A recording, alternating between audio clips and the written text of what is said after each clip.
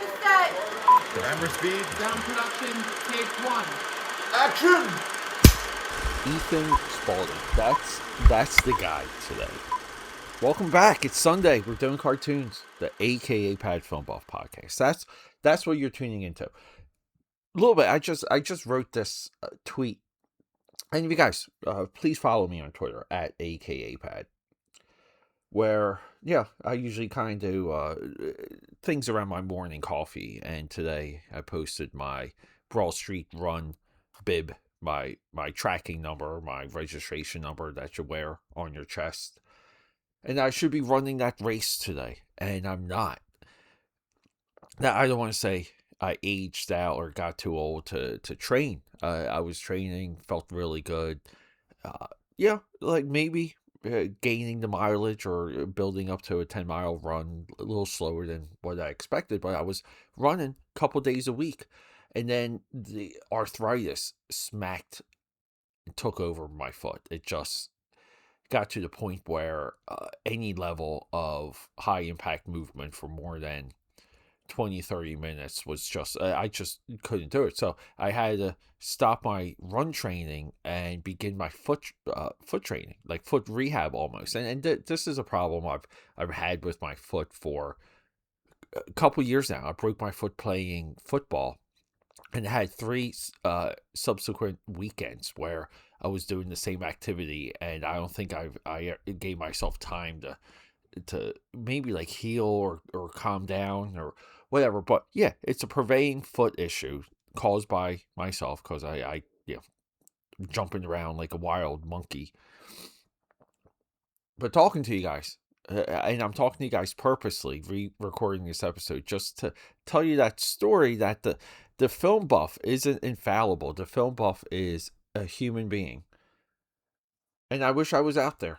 And it's just, and maybe I'm re-recording this episode to document a little bit of my state right now, because I just hate it. I hate not being out there. I hate coming short with a level of training. With all of that, our boy here, Ethan Spalding. If we touch on his filmography, he's a lifelong animator. He's one of the premier directors that worked through the Avatar: The Last Bender series. Avatar: The Last Airbender is arguably the greatest triumph of American animations. We have this, we have Invincible. I just think for big, broad, it's not even the cool stuff. It's just the characters and the personalities and the human triumph of both of these series. It's just phenomenal. Ethan, a part of that, storyboard artist, and then he's got a ton of other accolades that I really don't want to get into because we don't got the time. Mortal Kombat Legends, Scorpio's Revenge, 2020. I remember this popping up on HBO Max within the COVID years. And this is one of a series. Let me just go through. There's 4 animated films, all released within 3 years. And it is beyond me that this did not continue. Because here's the wild thing. These get better and better as you watch them. This is a 4-movie set animation that's equal, and we spoke about this, the DC universe, the Flashpoint, if you want to call it. We did an episode on where essentially the DC animated universe goes from Flashpoint to Flashpoint, and everything that's ending with Darkseid War, and just the way how Darkseid War wraps up, and all the other films that came before it. It's one hell of an epic. It's probably the greatest single animation epic we've ever seen. And its counterpart, this Mortal Kombat epic, is equal. 2020, Mortal Kombat Legends, Scorpio's Revenge. Mortal Kombat Legends, Battle of the Realms, 2021. Mortal Kombat Legends, Snowblind, 2022. Mortal Kombat Legends, Cage Match. That's our boy Johnny Cage, 2023. There in my view, enough energy, enough expertise, enough understanding of what makes Mortal Kombat work, what makes it so great, that you could have expanded this to a Sub-Zero movie. You could have expanded this to a Sonya Blade Jax movie, or her Black Ops, or her Navy SEAL level team. You could have done more in Outworld. You could have done Reptile. Like, we love Reptile. Shao Kahn. It goes on and on.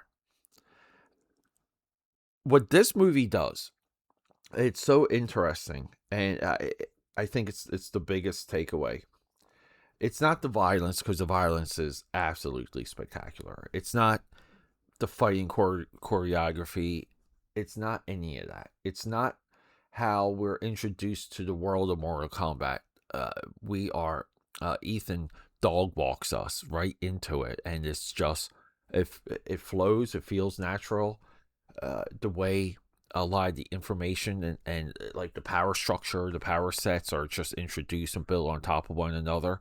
There's very few anything that I can compare it to, because I don't think like even something like Dragon Ball Z can just get a little churning, a little redundant with the power sets and the introduction to how things work, and there's just shots and just frames in Dragon Ball Z where some of these characters are just yapping.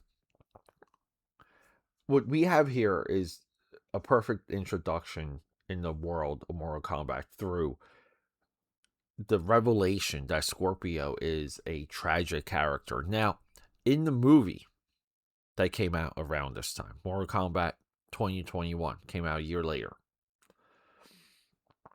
it opens with this opening. Now, that doesn't say there hasn't been a web series, right? Mortal Kombat Legacy.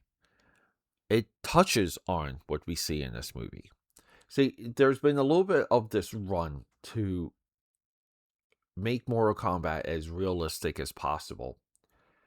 That run ran all the way through with Legacy. And then what came out of that tunnel was, it's got to be realistic. It's got to be highly emotional. But we need the fantasy, and the fantasy just has to, we can really inject it with the fantasy part of it.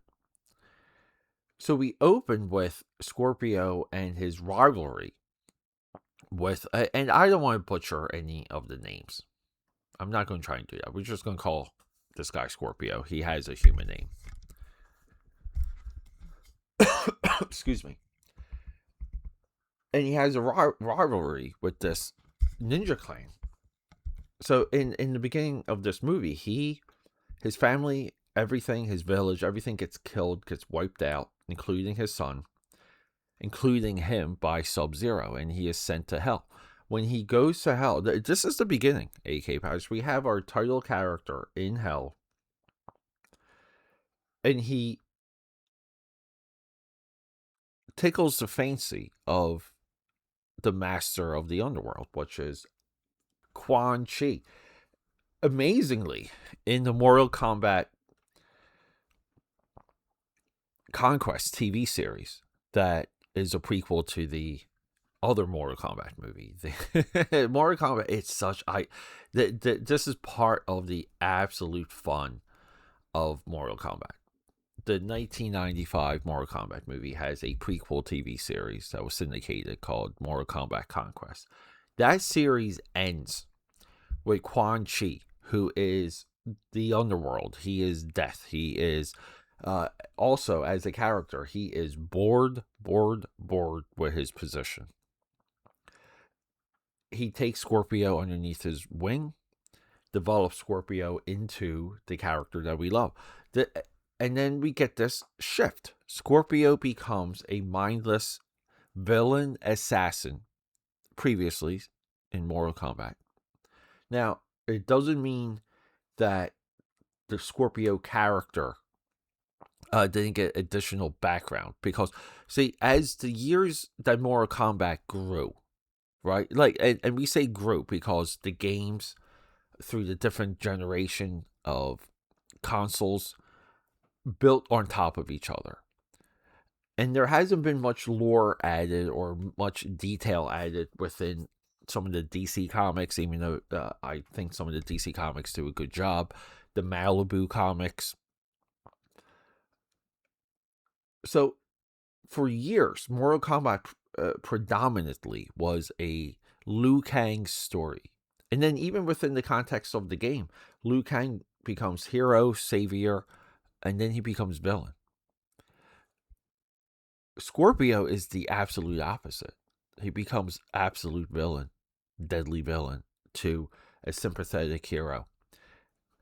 And what we get with this anime feature that is just expertly crafted by Eric Spalding is we redefine the entry and the mechanics of, and when I say redefine, I mean the way it's laid out for us just makes a little bit more sense. It just clicks. But we get this redefinition of the tournament, which is still a tournament. We get Scorpio as a heartbreaking character that we root for. And then around it, the whole Jax versus Goro scene in this movie. And I love watching the Jax scene in this movie and comparing it to the 2021 film. Because then we often talk about this, where some of these properties, some of these franchises, some of these juggernauts last enough around us within the culture, and the ideas get refined and sculpted, and they almost like become a bullet. And we saw this with Superman, we saw this with Batman, we saw this with the X-Men, where year after year, month after month, we have new creators crafting the material, working on it. And then the next generation comes and they pick what worked and then they use it. They further concrete it. It's like a slow drying concrete. And what we get in this series is one of the greatest adult animated anything. It's bloody, it's wild, it's violent, it's everything Mortal Kombat. It drives the viewer right into the essence of the lore. It gives us a character to care about that you formerly never did care about. It makes you really feel sorry for Scorpion. I love the gotcha in the beginning, because I can't talk about the beginning of this one enough, where I'm thinking the kid is Scorpio. Like, and years went by between watching this AKAPAD, and I'm thinking, yeah, like the kid's going to grow up to be Scorpio. And no, the father is Scorpio. It's so freaking cool. AKAPAD, I cannot recommend this enough. Mortal Kombat comes out in a couple days. Now, through the next couple weeks, we're going to touch on every single one of these movies. I don't care if it goes past the release of Mortal Kombat 2, which I believe is May 8th, so it's only a few days away, a week away. Just say it, Pete. Just say it, Film Buff. It's a week away. Why are you saying a couple or a few? With that, I want to give the rest of these films all the space that they need. They need discussion. It's available right now on HBO Max. I believe also might be there might be like Plexi might have had some of them, but it's on HBO Max. If you have to subscribe or get that free trial, it is worth it. HBO Max also has just about everything Mortal Kombat at this point, so you can explore everything with me. The next one of these that we will discuss is Mortal Kombat Legends: Battle of the Realms. I love you guys. This is a great feature. It's one of the best animated films made by US of A. Let's effing go. I love you guys. Rock and roll. Okay, that's a wrap.